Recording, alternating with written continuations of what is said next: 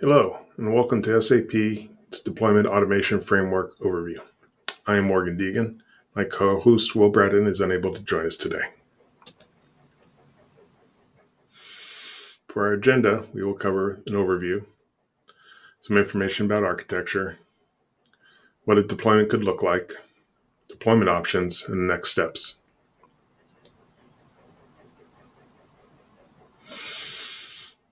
Supporting SAP deployments presents many different challenges. SAP estates are complex environments with a variety of considerations. There's prod, non-prod separation. There's regional deployments and global deployments, DR deployments, combinations therein. We want to solve these problems by addressing them in discrete building blocks, focusing on the infrastructure deployment using Terraform, server configuration using Ansible, and orchestrating and tying these two areas together with Azure DevOps. Once an SAP environment is deployed, there are lifecycle demands that need to be addressed. Over its lifecycle, system refreshes will have to happen. System copies will be happening. There will be different landscape needs. A project may spin up. You may need to bring up an N+1 landscape rail. All these things are challenges that need to be overcome. In considering these challenges, we had a vision. We wanted to be able to deploy a full lifecycle solution using a standardized reference architecture that is built of modular and independent steps, resulting in a platform infrastructure that runs SAP application and is ready to support several different use cases. In the build phase, those use cases are ready to run, new implementations, bring your own backups, lift and shift operations, as well as system refresh, DMO target, or migration ready. During the lifecycle side of things, as we look at this as a lifecycle opportunity, we want to be able to support the run side of things. System copies, system refreshes, scale up, scale down activities, immutable infrastructure through a fall forward philosophy. That being, instead of upgrading in place or doing things in place and incurring downtime, you build new infrastructure and you fall forward onto this new infrastructure in a near zero downtime manner. So why automation for SAP? Through automation, deployment consistency can be achieved. We break down the infrastructure needs as code, which is supported by Microsoft. We break down the system configuration activities as code, which gives us repeatability. Through infrastructure as code and configuration as code, we're hitting the same targets every single time. This gives us a faster time to delivery through effortless infrastructure deployments. Using a DevOps approach can help us achieve better governance, meaning we can control drift through state management, and we can scale deployments through activities through a DevOps approach. Ultimately, we want to tie all these things together to be able to achieve a lower cost.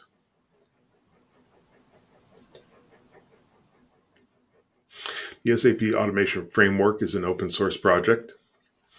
It's stored on GitHub. The link is here on your screen. It addresses IaaS setup, the OS configuration, and the SAP install. Part of the SAP install is dealing with the databases. Currently, we support SAP HANA. We are rolling on support for Oracle and DB2 and Microsoft SQL Server. And we also address HA configurations for high availability. This gives us fast and consistent deployments using a jointly created reference architecture that has been developed between Microsoft and SAP. Through modularized approach, we can support customizations to allow for different types of deployments.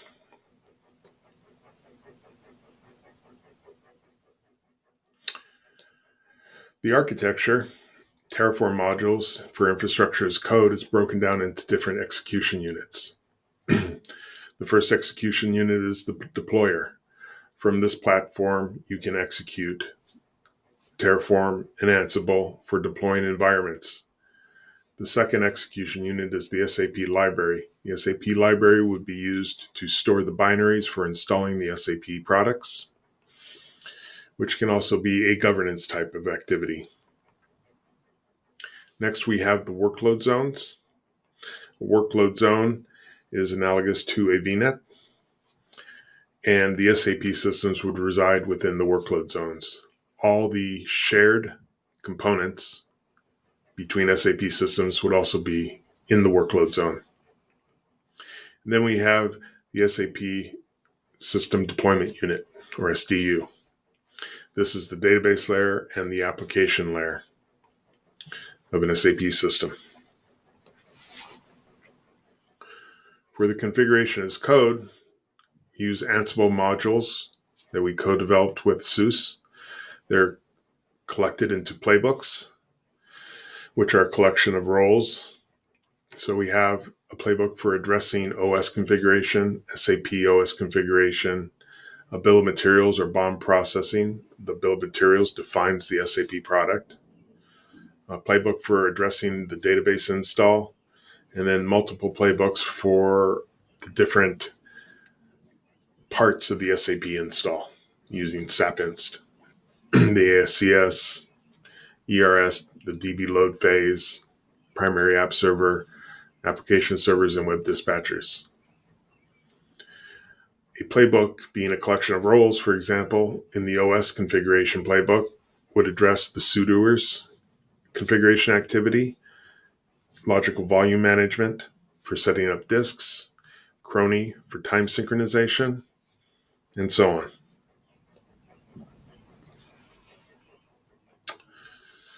What would this look like as deployed? This is one possible way it can be deployed. Here we have 3 environments. Environment M is the control plane, environment A is for development, and environment B is for production. Each environment could be a separate subscription, or they could all be within the same subscription. They could all be in different regions. They could all be within the same region for the workload zones.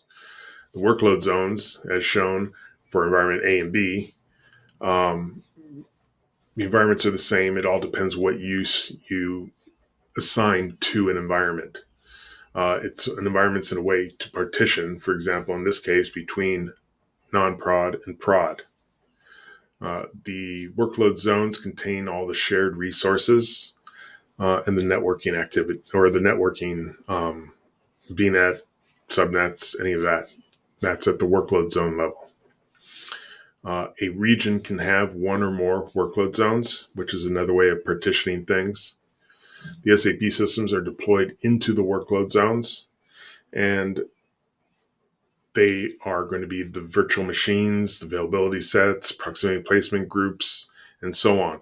All the individual IaaS resources that are specifically for a single SAP instance.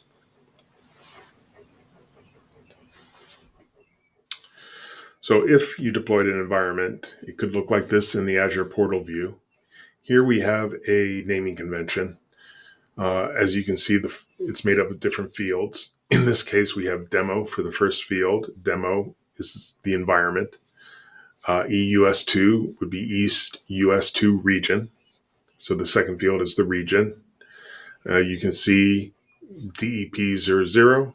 That denotes it's a control plane. SAP00, that is followed by infrastructure, that's a workload zone. And then you can see below SAP X00, which would be an individual SID. And at the bottom, you can see that there's an SAP library that's been deployed to the demo environment, which lives in East US2. So when an SAP system is deployed and we want to dive in to see exactly what resources are inside the resource group for that SID, in this case, it's X10, which has been deployed into a second workload zone in the demo environment in East US2. It's going to look something like this. And here we can see that we have all the different resources collected there: security groups, availability sets, disks, key vaults, load balancers, network interfaces, and the virtual machines. And we can also see how this naming convention cascades down. Part of the modularization and customization is that if this naming convention does not work for you, it can be overridden to one of your choosing. But by using this naming convention, all the resources collate and are immediately identifiable for what they're used for. So some configuration principles. We have greenfield versus brownfield. In greenfield, we're creating everything. We create the resource group, the networking, the NSGs. We provide, all you need to do is provide the address space and we'll create that VNet.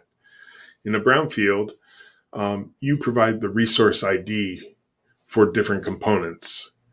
You don't have to do it for all of them. Like the resource group, you don't have to specify the resource group name. If you don't specify a resource ID, then we'll create the resource group. If you do specify the resource ID, then we will be using a pre-created resource like VNet or subnet or whatever.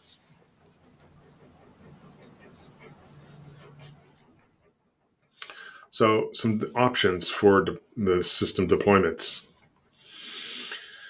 There's the script-based deployment option. We have scripts for accelerating the deployment of the control planes, the workload zones, and the SAP systems. And when you deploy the SAP systems, the Ansible playbooks will also be run for that task. In our documentation, we have a hands-on lab, and it can be found at the end of this presentation. I'll have a link to the documentation site. We also have the Azure DevOps pipelines. For the deployment of the control plane, a separate pipeline for the workload zone, a separate pipeline for the SAP systems. And these allow things to be in a CI/CD type manner.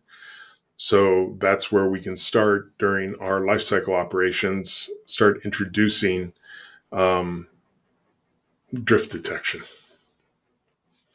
We have a hands-on lab for this too. It's in our documentation as well.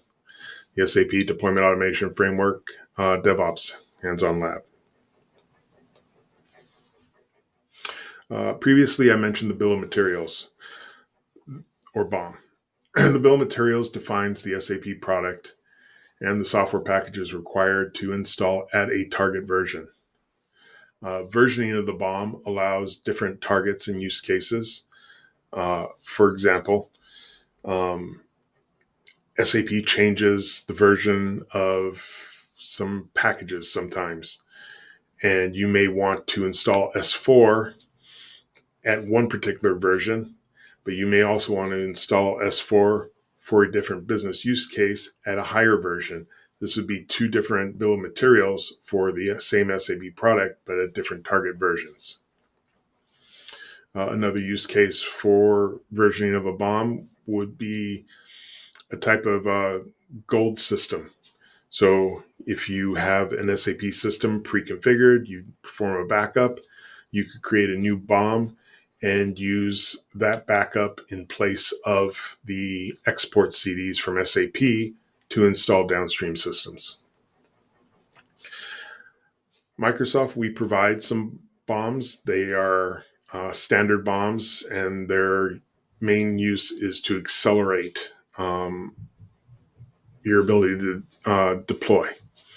We have a downloader to accelerate the software acquisition, which uses URLs that are embedded in the BOM.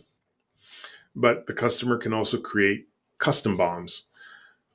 Basically, you'd run through the SAP support portal, go into the maintenance planner, run a plan, download all the software yourself, store that software in the SAP library, and record it in the BOM, and then collect also the stack XML and download basket files. And now that's going to be at your target version that you've defined through the maintenance planner. And then the automation framework can install that multiple times, hitting the same target version. This allows you to install the dev system in January, the QA system in June, and the production system in December, and each one will be exactly the same. And then your transport management system is how you'd move all your changes through. So for next steps, in the build side of things, I mentioned earlier, we're introducing Oracle DB2 MySQL, sorry, not MySQL, Microsoft SQL Server, ASE has different databases for the NEDB. We're going to be introducing Windows support for both the application and database side of things. And on the operations side of things, a CMDB and customer hosted portal or a web GUI for accelerating the install. On the run side of things, we're going to be working on providing platform services tying into Azure Monitor for SAP, as well as Azure Backup for SAP, and different types of lifecycle operations, immutable infrastructure, OS upgrades, system copies, system refreshes. On this slide, we have the link for the GitHub Repository. It's Microsoft and SUSE supported. Red Hat is now participating in the development. We have discrete functionality in there. It's a modular framework, DevOps approach to the creation of it. It's open source, so it can become collaborative. We can accelerate feature requests and empower customers and partners to contribute. Through our vision, we want to mature towards a feature-rich lifecycle offering. The documentation is noted on the left-hand side of your screen with a short, easy-to-remember link, https://aka.ms/SDAF. Thank you for attending this session, and we will open up the floor for any questions.